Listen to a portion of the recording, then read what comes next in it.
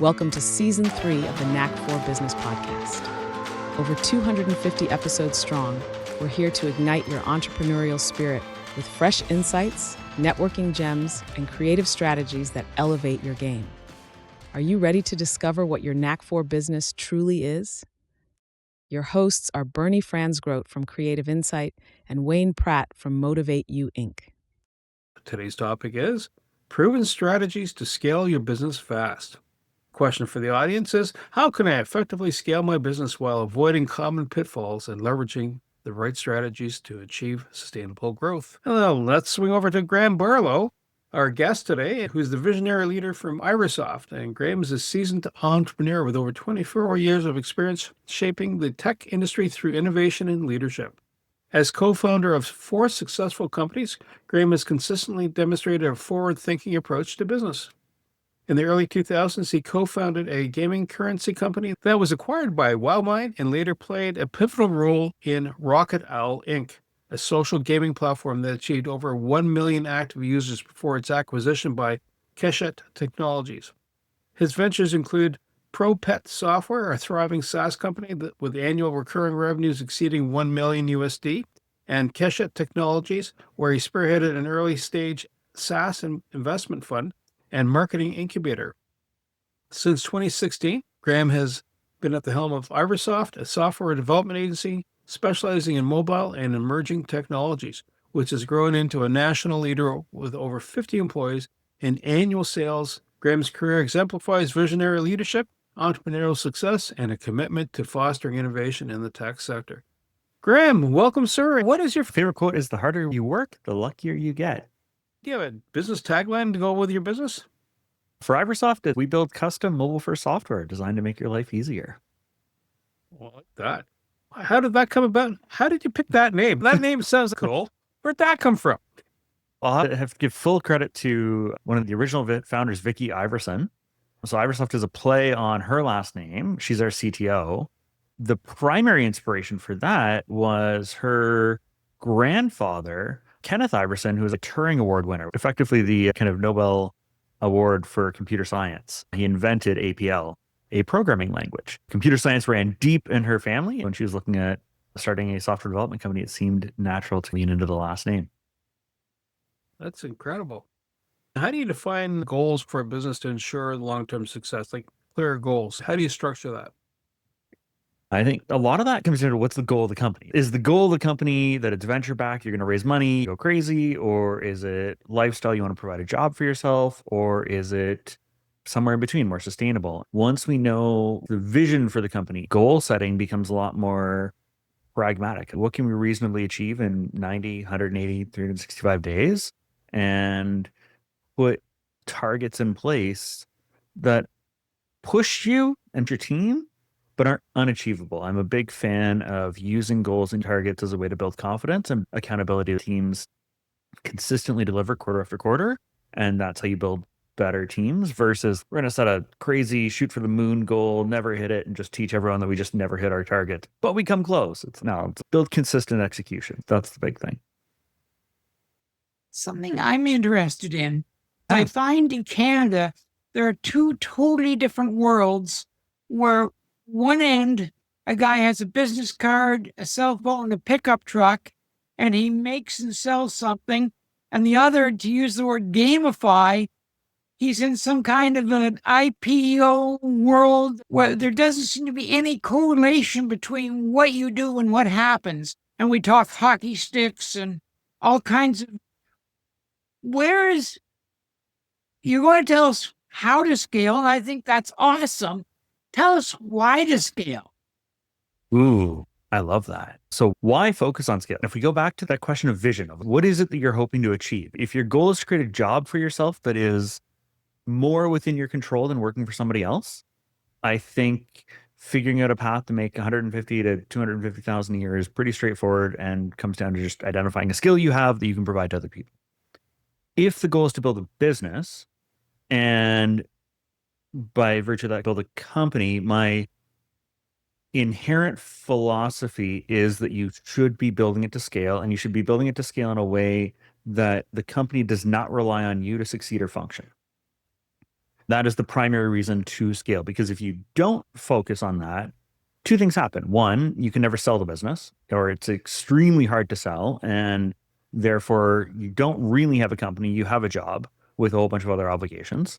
Two, you can never actually step away. So I'm big on building systems and companies, regardless of how big you want it to go, where the founder is not fundamental for the day-to-day delivery of the business. You can step away for a month and things are going to get better when you get back. Just build systems so that they can do that. And then that allows you to focus your time and energy on growing the company, growing larger, creating space for yourself. I have one of the CEOs I work with, I got a text from her this morning that 150% year-over-year growth last year. She's on track for 250% year-over-year growth this year. And she posted on Instagram this morning, I looked at my calendar this week and I only have 20 hours of things to do. And it feels weird. And I initially panicked. And then I realized I only have 20 hours of things to do because we actually built a team that's doing the things and I get to choose where I put my time. This is the core of why you choose scale. Because when you don't scale, you have no resources, no capacity, and you can't actually hand anything off. You are in it and you cannot step away. What type of personality do you find that starts a business and then, okay, let's scale, that can build a vision, versus the type of person that you've engaged other people going, you've got yourself a good job. Now, do you want to keep it or make it something else? What type of personality do you normally find that goes and gets it done? I think there's a couple things, right? There's no one size fits all for founders that have ambition, and there's varying degrees and flavors within this. But I think an element of appetite for risk is a big part of anyone that starts a company. Some fundamental ambition, but also discomfort with where they're at. I actually think the discomfort is one of the most important parts. I don't know if you guys have had any conversations with like Jeff York, who is the former CEO for Farm Boy. He and I had a phenomenal conversation a few years ago talking about the fact that one of the hardest things as CEO to do is to introduce change and innovation into a very successful company. There's a fundamental philosophy of protect what's working, don't disrupt the things that are doing well, and don't muddy the waters when things are executing. And yet, innovation and change is what is required for you to continue winning over a long period of time. And so finding founders, finding leaders, finding people that have a bit of that inclination to discomfort of like, even if things are going well, even if things are working, enough discomfort to want to learn the next step, to chase for the next thing, but not so much that if they have a good system that's running, that they just blow it up for fun. That's the fine line of you need to be uncomfortable enough to want to change and grow and go to the next level, but not so twitchy and reactive that as soon as you find a system, so I've seen companies that find a rhythm, keep your head down, do the same thing for the next 3 years, and you're just going to double every single year. And they're like, no, I need a new product. I need a new service. You need to build the systems and the people and keep doing the thing. It's that fine balance of enough discomfort to change, but not so much discomfort and twitchiness that you're constantly changing and creating chaos. Would you create a research and development department to handle, listen, we're doing it this way, but we need to add some extra secret sauce on, let's say, you're making apple pies, right? You just need a little twist to make it different. Is that what you would suggest doing then? Or have a sandbox environment, which would be typical in the SaaS environment? You go, let's try it out. It doesn't work. I'm a huge proponent of lots of tests and iteration, right? So whatever format that comes in, that's a sandbox environment. In e-com and product, it's small drops or launches or limited releases. There's so many ways where you can do limited effort, limited capital risk, but pilot little ideas and just do that over and over again to see what resonates. I'm also not a big proponent of spend 3 months in a boardroom trying to divine what works. It's just try and sell the thing, see if it resonates, see what gets people excited. If it doesn't, cool. Move on, do the next thing. But when it does, move quickly on that piece, go all in. And there's 1,000 ways to create that within companies. In a services business, we've used a model where we take about 10% of people's total time and allow that to go to sandbox projects, personal research and personal development. Those learnings are then presented in lunch and learn format or other formats to the rest of the team so everyone can benefit. You can move the overall thinking of the organization forward without becoming stale.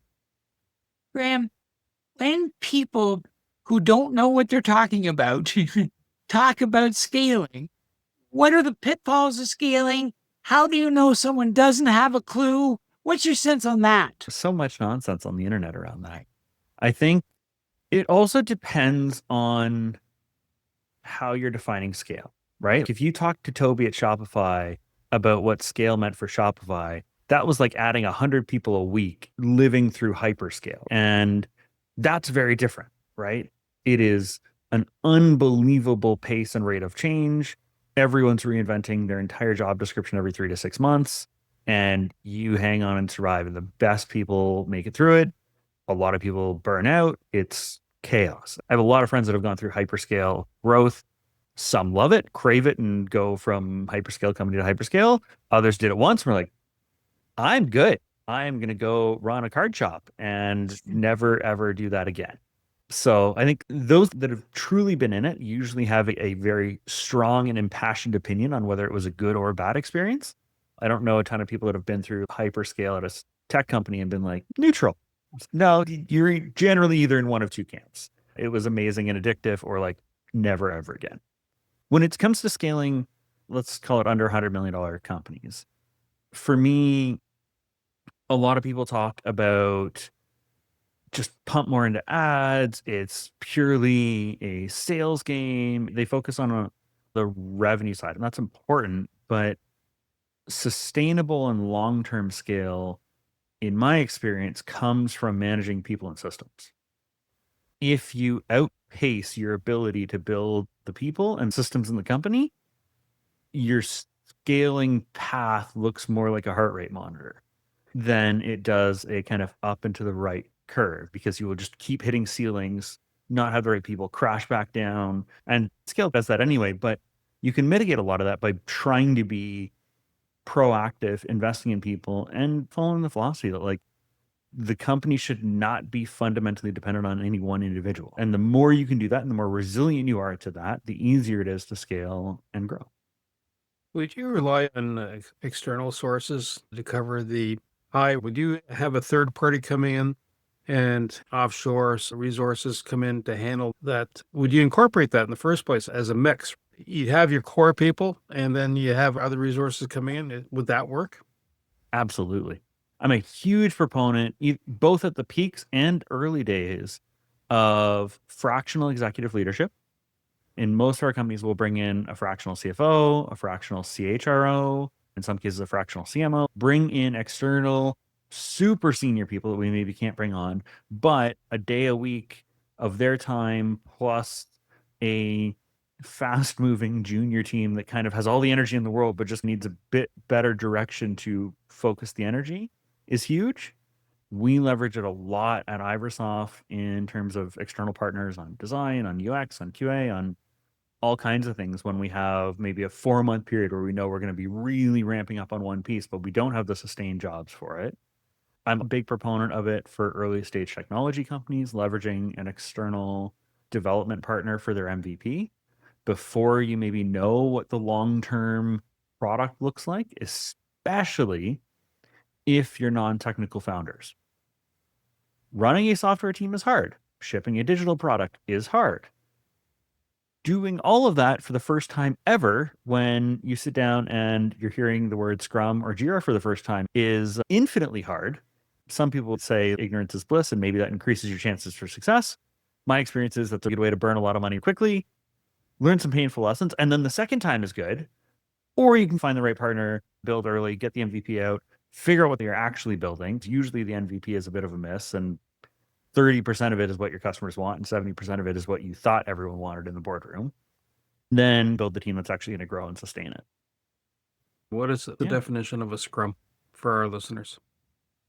So Scrum has so many things. I'm not going to go into the pure software side of it, but Scrum's a philosophy on agile development. It's how you do iterative development on projects and the process of having quick stand-up meetings every week where developers can share progress on tickets and stories that they're working on for how you build a product. It's a core communication component for fast moving software development or any software development. It also gets hijacked as a term. Like we have a sales scrum every Monday that goes over all the sales updates. We have a marketing scrum. It's the go-to term for update meeting where you get a bunch of information. Can also work really well asynchronously for remote teams, which is something that a lot of people don't necessarily agree with. I've been told that when you're small, you first work with partners you like, and then you work with partners that are like you, and then you realize you made a terrible mistake because you've duplicated what worked and haven't done anything about what doesn't work. How do you build a team, especially with different skill sets? Have you guys heard the adage for the trifecta for a founder, the hacker, the hustler, the hipster? No, I like it. Unpack that. It's something I was first introduced to in Founder Institute years ago. The idea that if you have three co-founders in a technology company, you kind of want the hacker that's your builder, the hustler that's going to be on your sales side, and the hipster that's in tune with the product vision and the roadmap. I've worked with founding teams from solo founders to 6 or 7. And the reality is you have no idea on day one. You have no idea what the real skill sets are on day one.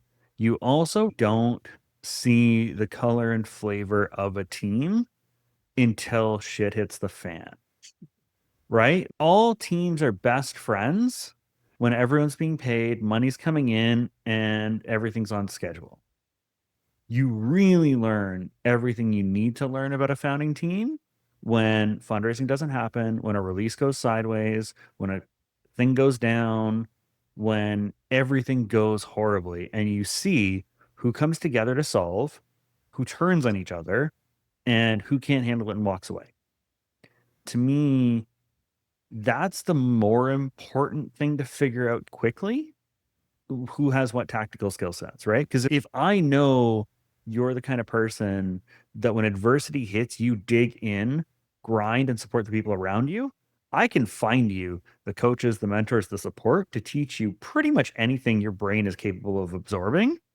I can't teach you to not be a shitty partner or like bad human, right? So like early on, that's way over index on would you go to war with this person? Yes, no. And do you think they would have your back when everything goes sideways? So is part of that journey then you come along and let's say you're the founder or even a subset, there's people that both Wade and I know they're good at coming into a business space and the person comes in and says, listen, you're hitting a 5 million mark and you're not getting past it. Could be you. And so let's have a chat, or your team and you. And just the dynamic worked well before, but now you've hit that scale mark where you have only 20 hours of busy time and now you're knocking heads against each other because you're lost. Do you find you have to come in and have a chat with them to tease out their underlying pain points they may not even realize and work them through it? If a company is stalling at a revenue point and you sit with their senior leadership team, you can tell pretty quickly who's the problem. For me, it comes down to a few key areas. One is who on this team has proactively found mentors, coaches, or other resources that have overcome the thing you're trying to overcome. Because if you're stuck at 5 trying to get to 10, and you talk to 5 leaders in the company, 2 of them have talked to people or surrounded themselves with people that have gotten to 10, and 3 of them are just sitting in a room going, this is hard, I have no idea. Come on. Like the people that are serious about it are the ones that are willing to push themselves, that are the ones that are willing to break their own philosophies, that are challenging their own assumptions. What was true 6 months ago might not be true today. What worked for us at 3 million probably doesn't work at 6. It's obvious when you're used to working with or have exposure to high growth individuals when you run into those that don't. At that point, it's one of 2 things for me. It's either they didn't know that was an option, and once you expose them to an opportunity to go learn more, challenge beliefs, they lean all in and start growing. But huge resistance to change, or no, like we've built it this way, it needs to work this way. It's like, you're not the number one in the world. So until you're number one in the world, you don't get to dictate this is the only way to do the thing. And then it's as quickly as possible surrounded by people that have done the thing. I'm so big across all of our companies and all the companies we invest in. As soon as we hit some resistance, I think there's value in head down, work through as much as you can. But somebody on the team needs to be responsible for go find me 3 or 4 people on the planet that have solved this before. And let's buy them a coffee, buy them a lunch, buy them a dinner at a Michelin restaurant if need be. Go ask the question and figure out how they figured it out. Unless you're Elon Musk figuring out how to go to Mars, somebody else has done this first. Go find those people and ask those questions. It's unbelievable. The number of people you suggest that to, and they're like, I couldn't possibly. The solution instead is stick your head in the sand and give up. Or like the feedback of why would they ever talk to me? Be a nice, interesting person, offer some value, offer them a good meal, find a path. Like, again, that's where you give this kind of guidance to some people and they come back a week later and like, I found this person, I've had 2 conversations and I have a plan. And others that a week later are like, I can't find anyone. We literally live in the age where people are more findable than they've ever been, ever. Go on X, go on LinkedIn, go on Google, go door to door in a high-end neighborhood if you need to. There is a path to figure this out. I think that's a long answer to your original question, but that's how you dig into the teens. So have you ever found that dealing with a client, let's say they're doing something spectacular, they've tasked you with, hey, you're part of the journey. Have you ever had that moment where they have a problem and you're just there and I can't solve your problem this way, or you have to fix this before we do this? Have you ever had that conversation? So many times. It's interesting. We've had those conversations with good outcomes. One of the things that we changed at Iversoft a few years ago that was huge for our growth was we actually moved away from project-based pricing and engagements. A lot of the reasoning for that was some of that flexibility on that discovery side, because when we were building the company on fixed bids, very specific scope of work, we would get into something and let's say it was a 9-month engagement. You could be 4 or 5 months in, realize there's been either material change in the business or scope is quite different, or there's new complexity that came up during the process. And the contract, the budgeting, especially if you're at a larger company, didn't allow any real flexibility to adapt to that or have those conversations without it instantly becoming contentious. This is going to be a change request. This is going to have to change the terms of the contract. We're going to have to re-engage legal. We have to re-engage finance. We have to do all these things. So what we ended up moving to was teams on retainer. Most of our engagements are 6, 12, or 18 months working against a defined scope of work, but with the flexibility to react and change. So what we've seen is oftentimes when you get in the process, there's a lot that gets uncovered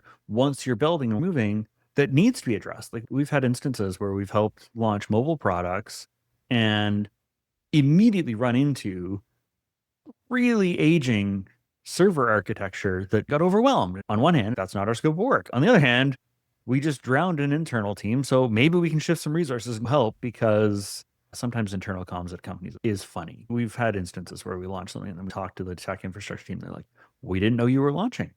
We were told you wouldn't have any impact on us. That's not true. And we should probably have a chat. At the same time, this is published on our website. We own this through and through. Of a good idea can come from anywhere, and the customer's not always right. We are hired to come in as experts and to make recommendations that we stand by. We've had a few large projects where we've gotten 60, 70% in and hit a crossroads with senior executives. They're like, this is the way it must go. And we're saying every ounce of experience that we have says that's going to be a bad decision. And we've refunded half or the bulk of the contract and walked away. And I think you have to do things like that, because if you don't, and if you're not willing to do that, you can't publish that value and tell your staff that's a value the company has. If we're going to tell people we stand by and have conviction in our decisions and we'll own that and we will publish a value, the customer's not always right. If we then have an internal meeting where everyone says this is a bad idea and we're wasting people's money, and we do it anyway, I need to take the value off the wall. It's meaningless at that point. We've run into lots of situations. When people ask, what is culture in a company? Culture is how well you adhere to the things you say when everything is going well, when it doesn't go well. Having ethics, ethos. 100%. Bernie has me meeting all these interesting people. And a lot of them have a technology bent. And sometimes the technology is core to their business. And sometimes it's a shiny object that's just going to distract. How do you work them through what technology is truly innovative and what is shiny and disruptive? Get really mercenary about where money comes from. That's the fundamental. Where does your revenue come from? What moves the needle on revenue? And does technology enable faster, cleaner, more accurate operations? Better delivery of that? Is it a component of what you deliver? I've worked with companies that were like 3 or 4 people paying inordinate amounts of money for the highest end Salesforce integration you could imagine. And we've gone, yes, you have a rocket engine. Cool. But you put that rocket engine on a scooter. You don't need this. Like, you have 100 customers a year. Let's go get a really basic CRM and you can grow into this, but you're spending $10,000, $20,000 on something that should be a $500 line item. I think AI is both a trap and a massive opportunity right now in the shiny object world.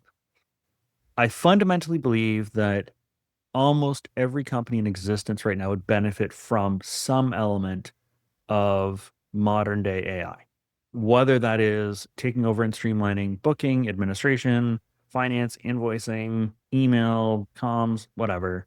There's 1,000 ways that you can make AI approachable. We've turned down a few AI development contracts in the last year. We've been approached to build bespoke custom AI models for enterprise companies. And we've turned them down on the basis that we can bill you $1 million and build something over the next 9 months, and it will be fundamentally obsolete 4 months after that as OpenAI, Anthropic, and others release better, faster models with billions of R&D in them than what we can do. You're far better off building on the larger models that are being done and finding ways to integrate those processes into your business than trying to build bespoke custom. This is an investment game right now, and the rate of iteration is so fast. Trying to go head to head with that, I think is a mistake. It's not universally true for a lot of companies will take your money. I think all of them engage firms that would go build for them. I would rather see that kind of money invested into how do you bring maybe more existing or just customize on current AI libraries to bring AI into your company. But I think that's one of the ones where it's like, you got to walk the line. AI can have a massive impact, but it can also be a huge cash and time sink. I guess typically over the last decade, the transition for evolution is always there in the hardware and computer hardware and so forth, right? Chips, quantum computers now, right? If a business is looking to invest in an AI integration with existing models, what advice would you give them? How much resource should they spend on it? How do they weigh it? Is it percentage time saved? Is it percentage time labor saved? In past business development roles, it's either are you breaking it at zero, but you're having a kind of a positive benefit, or are you increasing a revenue stream and having benefit? Yeah. How do you shape that advice for a business? Yeah. So I think it depends a little bit on the size and scale of where the company's at. The low hanging fruit that isn't necessarily popular with a lot of audiences is look at your headcount, look at what roles are in the organization and level of depth and skill required for them. At this point, with fairly minimal lift, most junior roles, be it in marketing, admin, software development, content, can be 80 to 90% automated pretty quickly. The question then becomes, do you use that as pure cost savings, or do you find a way to better invest that talent and augment it with something? What I've been recommending a lot of people is like baseline admin. If you can take an EA and get them really trained up on how to use good AI agents, one EA can become the force of 4 or 5 and support the bulk of the organization. If you're not using AI around scheduling, there's a huge miss there. It's probably the best tool across the board right now for content generation, from social posting, writing, scheduling, especially the latest generations of GPT. We've got a process right now where we have models for sales, marketing, and personal brands. And it takes the chat transcripts from every recorded call every single week for all of those people and refeeds it in. It's like, I have one that writes content in my voice that has a 45,000 page training document of 2 years of my call logs. It feels like it has enough content that it's not 100%, but it is 96% of the way there.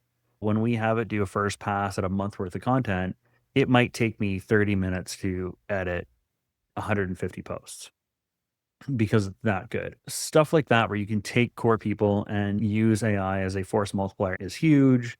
You guys are in the podcasting world. One of the things our team does, it's not as good as a viral $500,000 a year video editor, but the AI editing tools, if you feed it a 2-hour podcast, it's going to give you 30 clips that are probably good enough for the level of brand you're publishing at on social.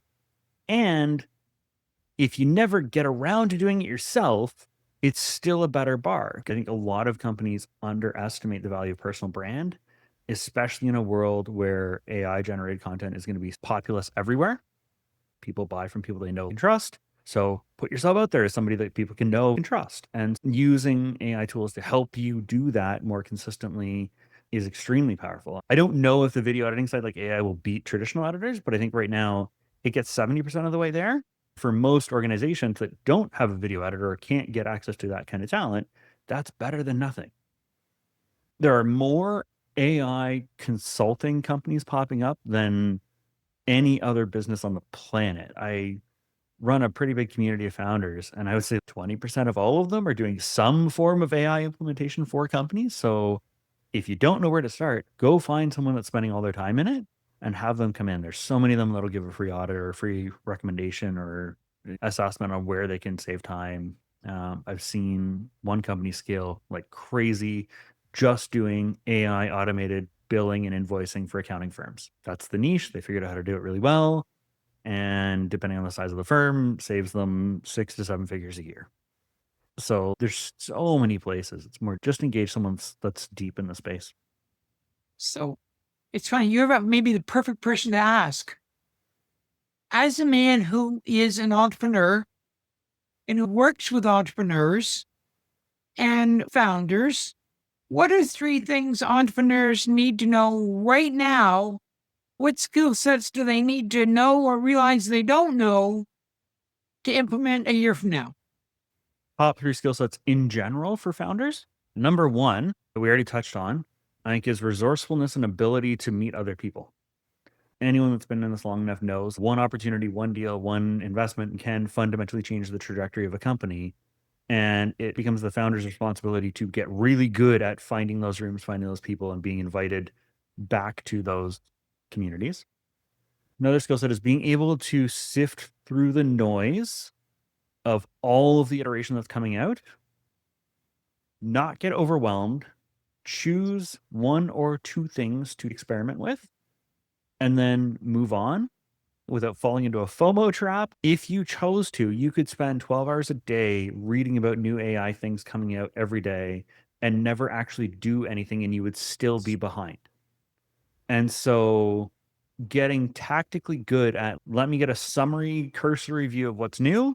Let's pick 1 or 2 things. Let's pilot them, put the blinders back on, and then I'm going to come back in 45 days and go, okay, what's new? What's changed? Do I change anything about it? Nope, cool, back down for 45 days. I think you have to get good at that. You have to get good at being able to pick, choose, execute, iterate, move without doing that too fast that you spiral. Once you're billions and billions in revenue, cool, you can do this every day because you have 100 people to throw at every single one of those problems each day of the week. But when you're small, you got to be tactical about that and good at putting the blinders on and just getting shit done for a while.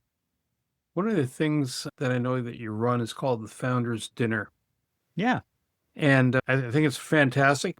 What's the overall premise behind the Founders Dinner? And when's the next one coming to Ottawa? I love it. The next one in Ottawa, I think we're aiming for March, April timeframe. I'm heading to Tampa in February and then going to figure out travel schedule then. Founder Dinner is something I started, I unofficially have done it my entire career. We officially made it a thing that we branded and built a community around about a year ago. The philosophy was, as I'm traveling and doing different things, anytime we're in a new city or at least once a month, host a dinner with 20 founders, no core business objective, 2 foundational rules for the founders that are attending, no politics and no hard sales. Not here to debate whose party is winning or bigger or better, brighter, don't care. And not here to hear the 100th sales pitch. We're all founders, we all run companies, everyone here can pitch and sell. Not the goal. The philosophy is the breakdown of the 20 is 10 should be late stage or exited founders, 5 would be growth stage, and 5 are going to be early stage. Completely industry agnostic.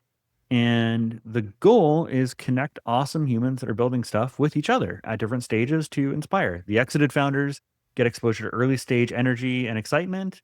The early stage founders get to see people on different stages of the growth trajectory.